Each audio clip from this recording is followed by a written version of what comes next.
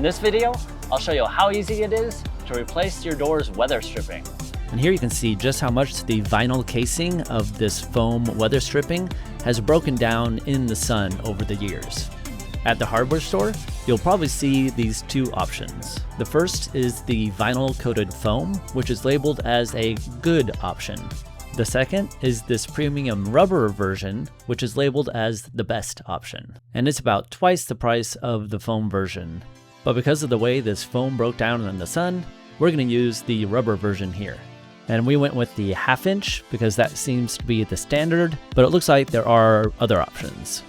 And as we pull this old stripping out, you can see it fit into this little groove here, which is called a kerf or a channel. And this barbed end of the stripping pushes into it.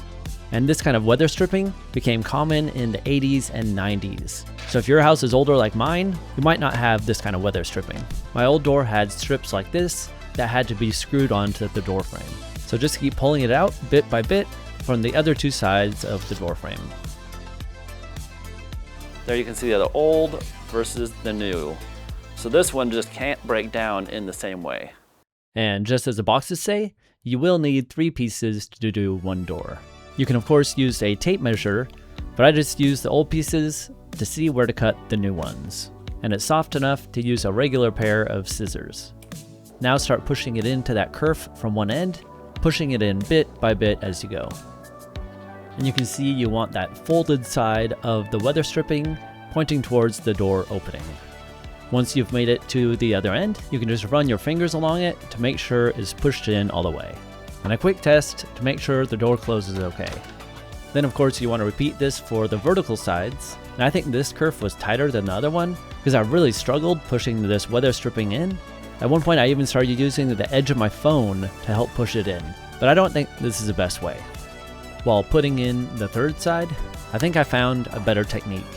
Yeah, so wiggling it really helps. And that did make finishing this side a lot easier. And now you may notice that the door doesn't latch closed as easily as before. This one needs an extra push, but it'll probably get easier over time as it breaks in.